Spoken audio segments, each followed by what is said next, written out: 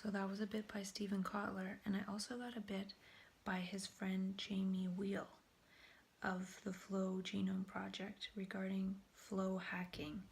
And it was an interesting email because Jamie was talking about how they did this vital respiration workshop, and they were doing this to create or recreate some of the claims they were making about the physiology they were discussing. And they did this whole workshop, and what he was saying in the email was something profound. He was saying none of it worked. So they had all these apparatus and things to do all this stuff to physiology, and none of it worked. And he said some of it worked backwards. So they had an exercise, nasal breathing to boost nitric oxide. Couldn't get a measurement on a saliva test to validate it. Sports oxygen to hypersaturate the bloodstream. The pulse oximeter readings didn't budge. Cold mask to trigger mammalian dive reflex and drop heart rate. Nope. Vagal nerve relaxation breathing to lower heart rate. Didn't work. So it was interesting because he said nothing they did worked. And I found that interesting because I've been sort of loosely following the Flow Genome Project, because they have this Flow dojo where they have all this crazy apparatus to like do stuff to the physiology to get us into flow. And why I find it interesting is people like me, people labeled bipolar, go into overflow without doing anything and without asking for it at all. And then there's these people out there trying to get into that state. So I just think if there was more dialogue between people who go into that state naturally and the people who don't, then we might sort of figure out some truths that would allow us all to be in more of a flowy state. And I could go on and on about all those truths forever if I was asked. But they're doing with all this crazy apparatus. So it was interesting to get this email saying they did a certain workshop, this specific workshop, and nothing worked. And they did it with people coming to do this.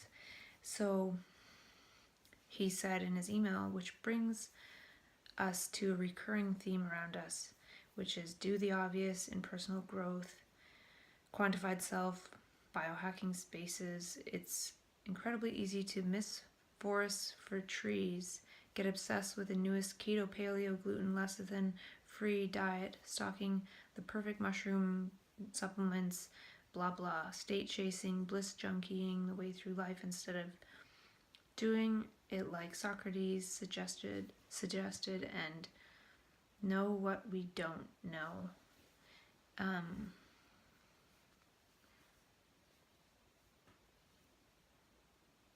And he says something like, there's nothing really new under the sun, and living an exceptional life requires nothing more or nothing less than it always has. Be good humans, get outside, breathe, eat real food, make love and music, be kind to others, stay awake, build stuff. And then he says, check out these articles. So I'm not sharing this to try to copy anyone's stuff. I'm just saying it's interesting. They have all this money and research and momentum behind what they're building, all these apparatuses and workshops, and they're doing all this stuff, and they did certain ones and didn't do anything. And the thing is, it's all within us. We don't have to create any kind of weird apparatus to get us into these types of states. So anyway, I won't go into that, but it was cool to receive an email from them saying all of our crazy expensive stuff didn't work. And people who go into these states, overflow, extreme states of consciousness, and become ungrounded and need help navigating their way back to functioning, it costs so much money to get people back to functioning, and there's people out there trying to get into flow, and it's just all weird. So I don't want to go on and on about that, but I just wanted to give an example of the people doing the flow research saying, hey, life's pretty simple. We don't need all this stuff to get into flow. I did a few things today to get into flow, and maybe it would have happened anyway. It can happen pretty easily for me in certain spaces of time and certain space. So I wanted to share that quickly. And then the other thing I wanted to share was a while ago I listened to a 5 Quantum Powers audio clip by Jean Houston, and it was really inspirational actually. I was in a terrible state of mind, but I found it really, really inspirational. So it's interesting because the 5 quantum powers that she explores, and I just want to summarize these points to show anyone if they recognize them from their altered states of consciousness that are later labeled as mental illness. The power to expand time so you can do more in less time. The power to experience sustained fire to keep you operating at your highest energy level throughout even the longest, most challenging days. The power to partner with the energy of the universe to more easily accomplish your goals and fulfill your dreams. The power to expand and express your creativity without sacrificing your daily responsibilities.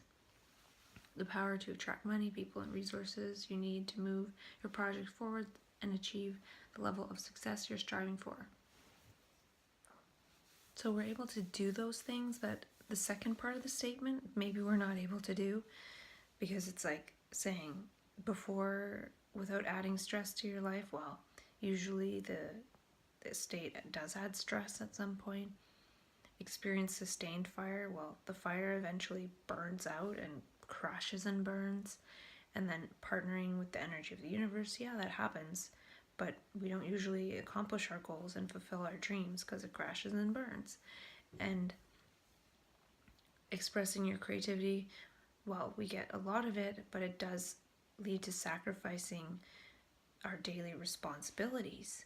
And we do at some point attract money, or spend it at least, people and resources to move projects forward, but it doesn't really go anywhere because again it crashes and burns. But I just thought it was interesting that these are the points, these are these quantum powers, and we are able to step into this quantum state of consciousness and access these quantum powers, but we don't know how to be grounded with them. So I think that's an important point to keep in mind, that maybe we can learn how to ground these. And I would love it if this time around I could learn that. I don't know.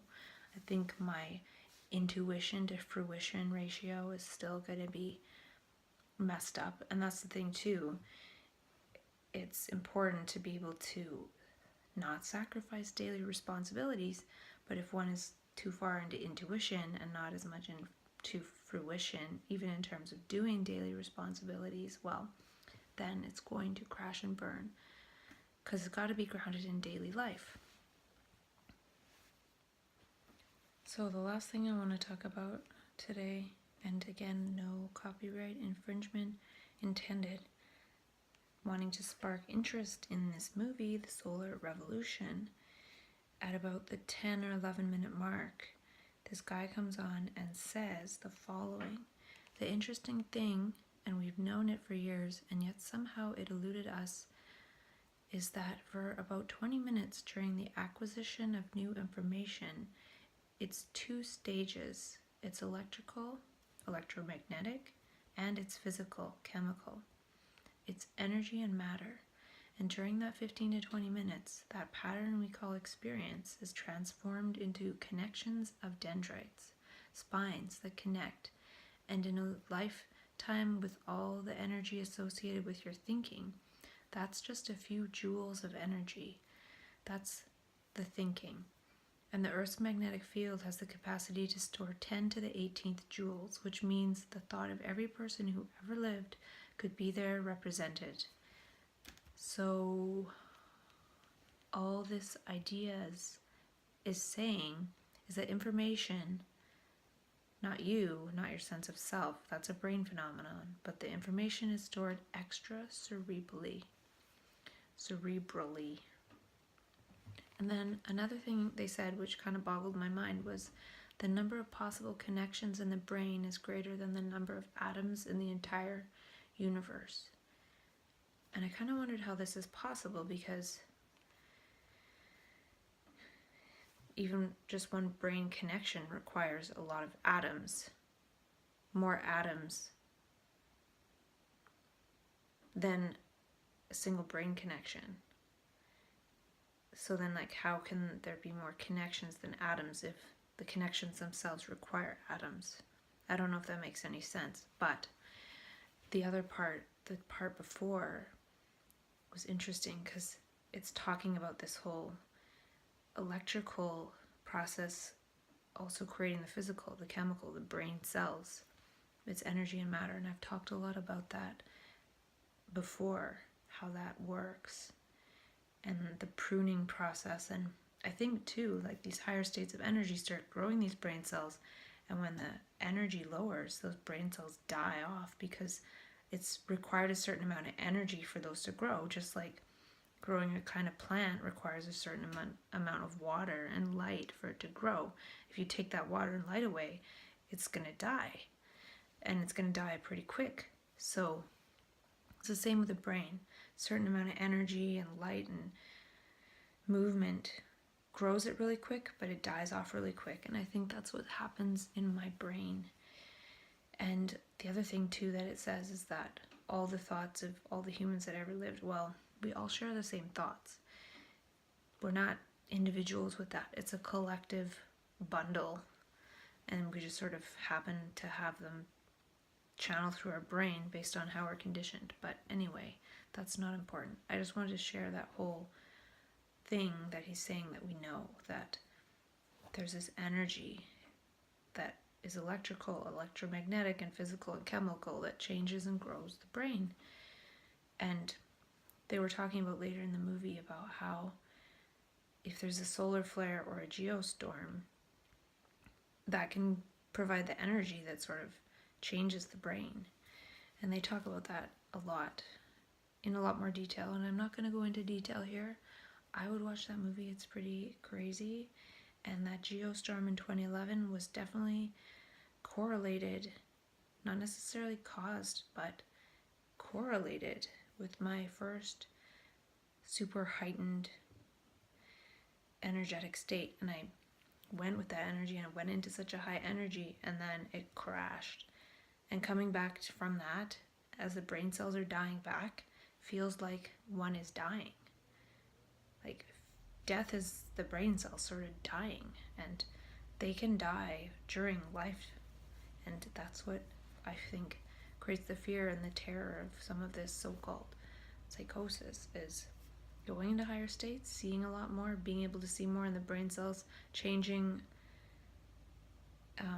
accordingly, and then coming back to the way we always see. And that goes with their statement they made about the tranquilizers, how it allows only the most dominant information to get through. So we take these tranquilizers, and our brain then has this chemical barrier that only allows the most dominant paradigm, dominant information to get through. And that other subtle energy that could be really powerful and change the brain sort of isn't allowed. And that's what I'm doing right now by taking 50 milligrams a day of quetiapine, and it doesn't seem to block this creative energy when it comes in. I guess that's part of this experiment of taking the 50 milligrams of quetiapine a day, is, will it block mania? Will it block this crisis? If it doesn't really do anything different than how I've had a few crises, well, on lithium and trazodone, and then needing to add in the quetiapine for a short term. Now I'm on quetiapine daily. If it doesn't do anything, it doesn't do anything. Maybe I just need to be off of it and only take it when necessary. I don't know, we'll see. All these experiments are up and coming.